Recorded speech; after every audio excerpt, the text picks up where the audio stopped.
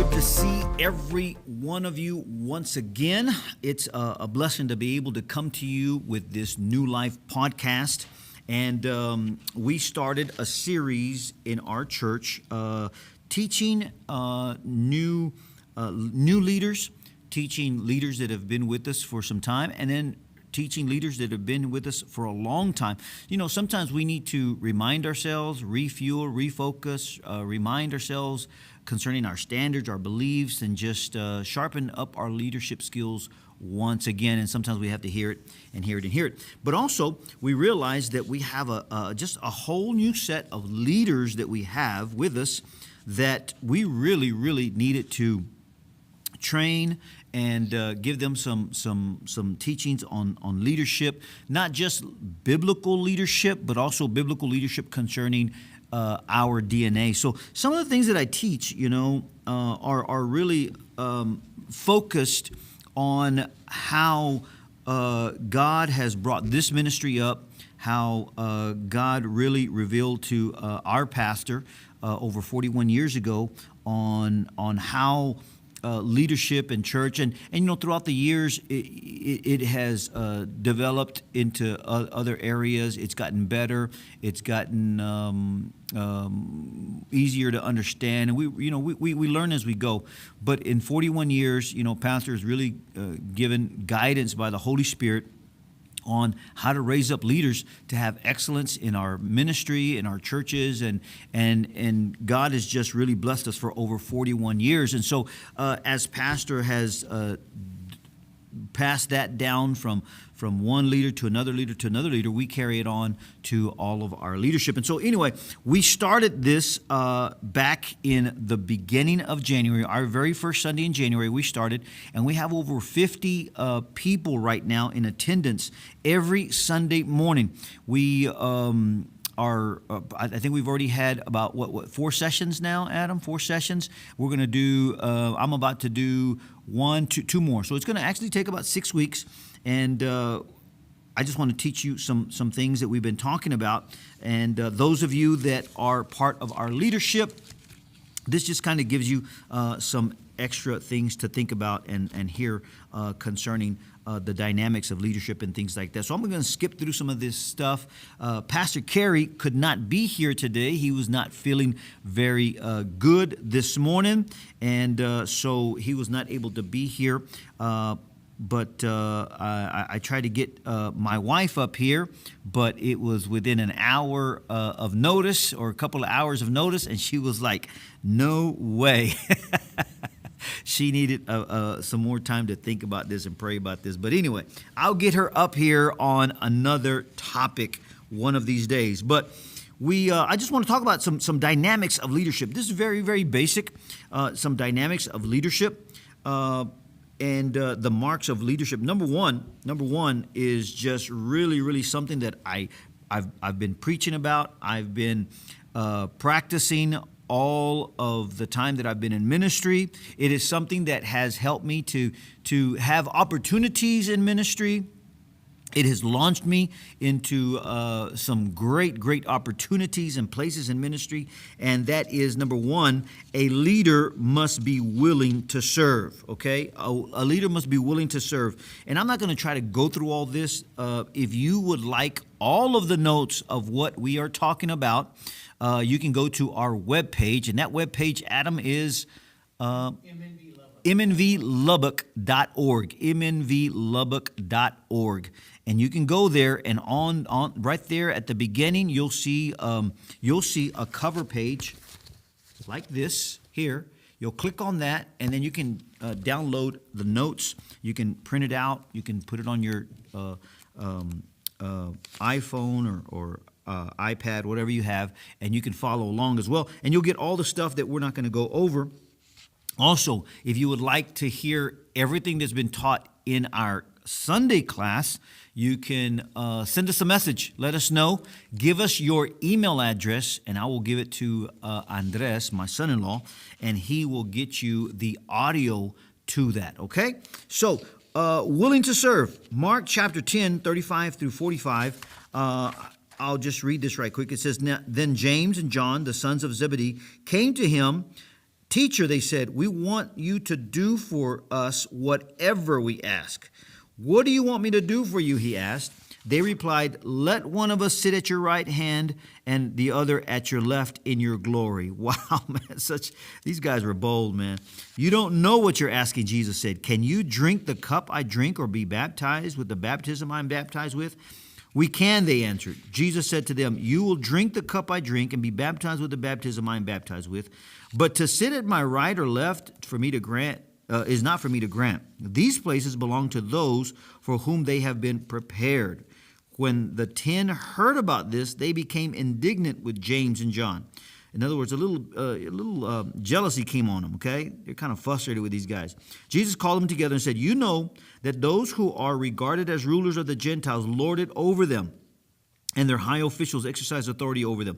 Not so with you. Instead, whoever wants to become great among you must be your servant, and whoever wants to be first must be slave of all. For even the Son of Man did not come to be served, but to serve, and to give his life as a ransom for many." Okay? So the first dynamic, or the first mark and characteristic of a leader is you have to be willing to serve. Okay? You have to be willing to serve.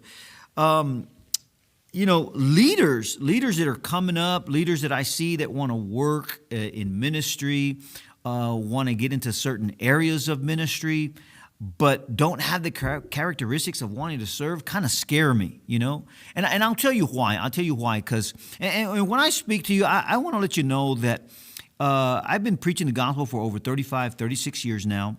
I've been fortunate enough to be here serving under a pastor and this church, Ministerios Novi, the New Life Ministries, for over 31 years. And you'll read throughout the book that, man, when I came, I did not have it together. Not at all. I thought as a young preacher that I did, but I did not. I discovered there's a whole lot more to what I thought about ministry and what it really was. And throughout the years, you come to realize that, we don't have this all figured out as leaders as we thought we did. So in time, God has allowed me to not just experience these things concerning leadership, but I've been able to see this. I think I've been able to have a front row view, a front row picture, right on the front row of all the things that you should do so that it goes right for you, and I've seen it play out. And I've also had a front viewing of everything you should not do and how that begins to go bad for you. Last week I think I talked about a grace period that you're under, that eventually, not concerning the grace of God, but I'm talking about like the anointing and covering and things like that. I've seen how people, can walk away and say, yeah, I don't need this. I'm good on my own, this, that, whatever. And there is this grace period that will last for just a little bit. And then eventually, if you don't come under some kind of covering in your life, okay, willing to serve, man, I'm telling you what, it begins to bring destruction in your life. Little by little, there are things you begin to compromise. There are things that you begin to not hold high on your list, on your priority list, and it begins to affect your life. It begins to affect your home life. It begins to affect your ministry, your heart, your mind, and people begin to get bitter, and all kinds of things happen, and simply because we are not willing to serve. Okay? Now, I'm going to tell you right now, even in preaching for all these years and in being able to pastor under Pastor Cisneros for all these years, even though I've been given authority over this service and to do this and to do that, I'm going to tell you right now, I never escape or try to get away from serving. I try to serve every time. I mean, you can ask around, you can come to the ministry, and you'll see that if there's something to be done or whatever, I like to get things done, and I like to serve. Serving is not underneath me. It's not like, oh, well, that was me then, now I'm in this position, and no. Serving is every day. In fact, when you begin to have promotion and success in ministry, and God begins to elevate you, and you begin to go into other areas of ministry, I'm telling you, it's just higher levels of service. That's all it is. Okay, higher levels of service. So you serve real well here with maybe 5, then God will put you over 10, and so you just keep on serving, but at a higher level. Okay. And so don't ever forget that, because serving is a way that God will bring opportunities. I never forget, I got called one time to a church, okay, to a church in Austin, Texas, I remember. Austin, Texas. And the pastor, I don't think we had social media or anything like that. I think he came one time and saw how we were doing a conference. We had a big conference, and he just kind of observed everything that was going on. And he was observing the way I was serving and working and putting all these things together, from the platform to whatever it took.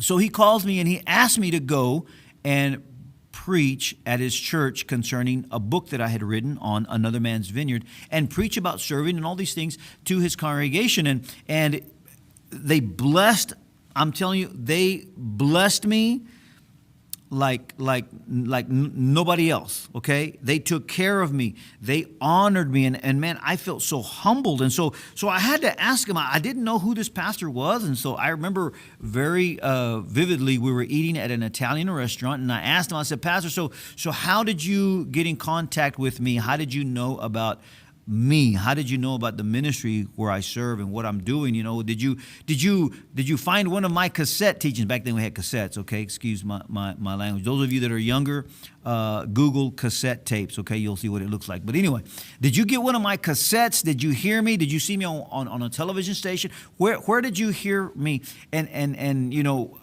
I was thinking in my heart, in my mind, I was thinking he probably heard me preaching and said, man, I've got to get this young man, back then I was a young man, this young man to preach at my church. Not so at all. He said, I went to a conference and I saw how you were working, how you were serving, how you were working with others, and how you were just serving, and also on the platform, but also serving here, and how you honored and you served the man of God and the other men of God there. And I began to read some of your book on Another Man's Vineyard, and he said, you know what? I have got to get him to come speak. And that was all. So listen, he did not call me. This opportunity did not come up through being a great orator or a position or a title or anything else. This opportunity came to me because of serving, okay? Of serving, okay? And I'm telling you, some of you leaders that don't want to serve, especially some of you young leaders, okay? I'm speaking to you. I'm giving you some good stuff here that will help you in the future.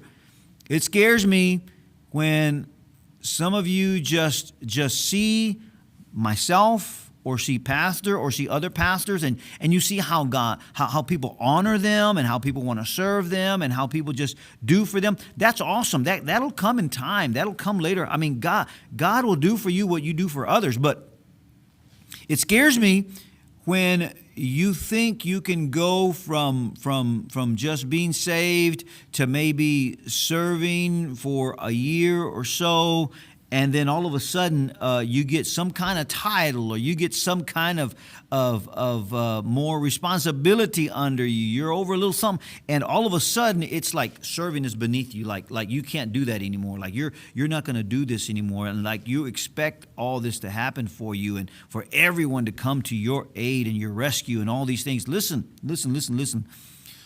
Always remember that serving is the one that got you there, and serving is the one that will continue operating and opening doors and bringing you success and just bringing you to the places that you need to be, okay? So never forget. So the first characteristic is you have got to want to serve, okay? You got to want to serve, okay? Number 2, you have to be willing to learn, okay? You have to be willing to learn. And I used Matthew chapter 16, 22 and 23, where it says, Peter took him aside and began to rebuke him. Never, Lord, he said, this shall never happen to you. Okay, here's Peter thinking he knows what's going on, and Jesus had to say, hey, listen, Peter, this is what's going on, man. So Jesus turned and said to Peter, get behind me, Satan. You are a stumbling block to me. You do not have in mind the things of God, but the things of men. Okay? In other words, Jesus had to correct Peter. Okay? And we're talking about someone who was walking with him and serving with him and living with him and just going on this mission. Okay? Peter had to be willing to learn. And one of the things that you have to understand as a leader is you have to be willing to learn, okay? Just because you have 5 years experience, 10 years experience, 15 years experience, I'm telling you what, as pastors for over 31, 35 years in serving God, I'm telling you there are some things in your life that will come that will cause you to have to relearn some things. I mean, I'm telling you, COVID kind of switched some things around. Some stuff happening from one generation of churches to another generation of churches had this media stuff. I mean, as pastors, we're having to relearn how to capture audiences and how to do church and how to reach others. And you know, if you're just stuck on the same old, you could be missing out on what God is trying to do in your life. Now, I'm not talking about our biblical standards, okay? I always tell our church and I always tell our leaders, God still wants us to keep our biblical standards, okay? Our convictions. The Word is final authority in our life. But there are sometimes new methods that we can still maintain our convictions and our standards to be able to reach these generations for the gospel, okay? And so you have to be willing to learn. The Bible is so amazing, so amazing. In 31 years as a pastor, you would think, man, you know what? What am I gonna teach now that I've already taught on that chapter, on that particular series title, and that parable or this account in the Bible? Here's what's so fascinating. When you are always willing to learn, I'm telling you, God will always give you a different revelation on certain areas of the Bible, okay? There are times where I'm listening to a preacher, and I'm like, oh, okay, yeah. Oh, okay, Romans chapter 12, verse 1. Okay, yeah, let's hear it. I know that one. And God will all of a sudden speak, and I'm like, whoa, wait a minute. What just happened? What just happened here? Okay, because I've never seen that. And it's just so awesome. But when you have that heart, when you're willing to learn, God is able to speak into your life. When you have that spirit of, man, no, I know this already. Nobody can teach me anything. No, I'm just so way up here. Everybody needs to learn from me, and I can't learn from them. Man, you're in trouble. You're in trouble. You're going to come to a place where you're going to be stuck. You're going to lose out on opportunities because there are some things that God can teach us each and every day.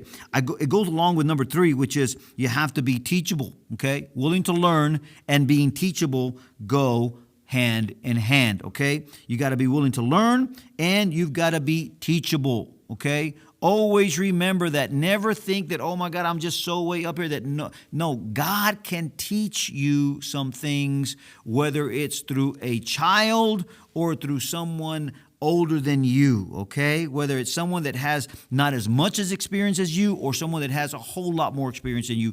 God always has a way of teaching us new things, and you have to be teachable. Number 4, I want to talk about is being submissive to authority. And I know that right now throughout social media, all social media right now, you have TikTok, YouTube, and Instagram, and Facebook, and all these kind of things, okay?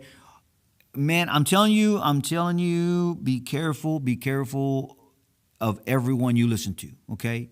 You've got a lot of people that are running around with church hurt. You've got a lot of people running around with different kind of doctrines and teachings. You've got people that will just, I'm telling you, you can be, just be careful, okay? Just be careful on everything you hear, okay?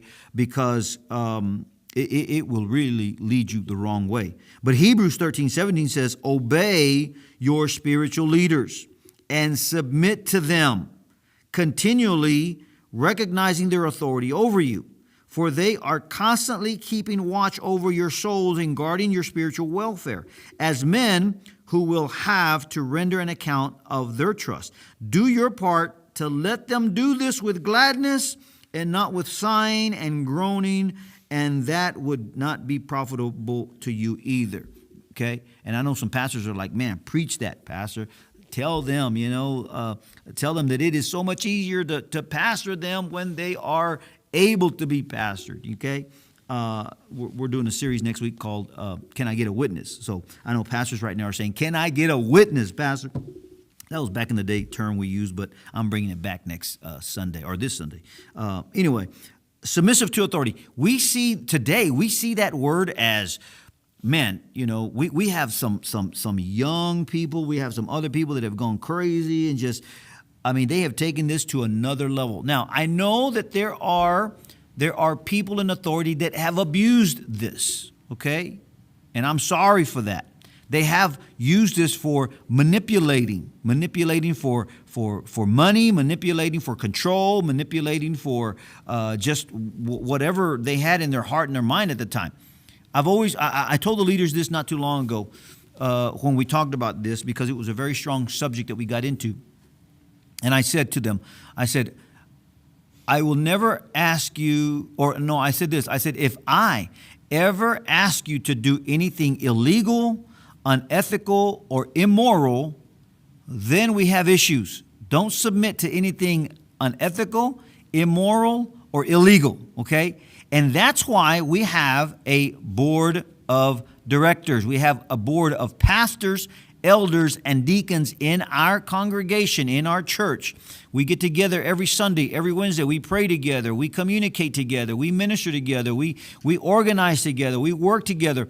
But we are also always ready to make sure that everything is in line with biblical standards. So I couldn't get to, start teaching something that is immoral, unethical, or illegal, because I know that one of these men or one of these women will have a problem with that. And that's good. And that's why we love our covering, because it's not just a covering for those that come under the covering, but it's also a covering for all of us that are part of the covering, okay? Keeps us in line, keeps checks and balances going, keeps what we're saying and what we're thinking in line with biblical principles, okay? So I know that this word submissive has been abused, has been taken out of context, all these things. But it simply means this. It means having a mission, having a vision, and coming and partnering under someone else's mission. So you're coming you're coming under their mission. You're submitting to their mission. It doesn't mean to be abused. It doesn't mean to be what do you call it? The word I just used earlier. Gosh, I'll go back to it later. It doesn't mean to be conned. It doesn't mean to be used in a bad way. It simply means having your vision coming under someone else's vision. Because if you come in trying to push your vision with somebody else's vision, it's going to cause division. And that's where we get that. Okay? So many want to carry out their own thing under somebody else, not realizing that it's causing division. And hey, there's no problem. If you got a mission and you feel passionate about it, go for it. Do it the right way. Okay? But it's so much easier for most of you that are listening to me. It's so much easier when you allow God to take care of your mission and your vision by teaming along and supporting someone else's mission or vision, okay? So, submission is not a bad word. It's not a word about control or manipulation. That's the word I was looking for earlier. Submission is not manipulation, okay? And I'm sorry, but there's a lot of pastors, a lot of leaders that maybe have used this as a way to manipulate, to control, to abuse, okay? It doesn't mean that at all, okay? It means working together along for one mission, okay? And a lot of leaders, we need to learn submission, okay? If a leader pinpoints out something that needs to be taken care of or fixed, and you get very upset and you get an attitude about it, something's wrong with your heart, man. And that's good. That's good, because when you find yourself, oh man, what did he say? Hey, wait a minute. That's a good way of God using submission to really find out what's going on in our heart. Whoa, you know what? I really need some more spiritual discipline in my life, because why do I act that way when that's being brought up, okay? There's certain attitudes, there's certain things that come out under submission. And it's a way that God uses to develop our faith, to develop our commitment, to develop our character, to develop our attitude, to develop our giftings. It's a way where God can use for you to come and just excel in all areas, so that when you do launch out in a certain area, man, I'm telling you what, God's going to give you good success. Man, I didn't go through half of these, but these are some of the things that we're talking about. If you would like the whole book, I put together a 48-page handbook. Now, a lot of this, remember, if you are not with our ministry, New Life Ministries, a lot of this may not pertain to you and your church. Get with your leadership. Find out what your leadership believes and how they operate and all these things. But most of this is biblical standards that we adopted, and then we also believe in certain areas in leadership that we function by. It's called the DNA of our ministry, New Life Ministries, and we are teaching our church and leaders how to function. So if you would like to get this, go to our webpage, mnvlubbock.org, okay? And you'll find this, download it, you'll get it, print it, whatever you want to do. Also, send us your email. We'll get you the audio to all the teaching. And once again, Pastor Kerry couldn't be here, but we thank you for being with us this Thursday night. Contact us. Let us know if you have any questions, message us, whatever. And we would love to get in contact with a lot of you. Okay? God bless you. We'll see you hopefully with Pastor Kerry next week.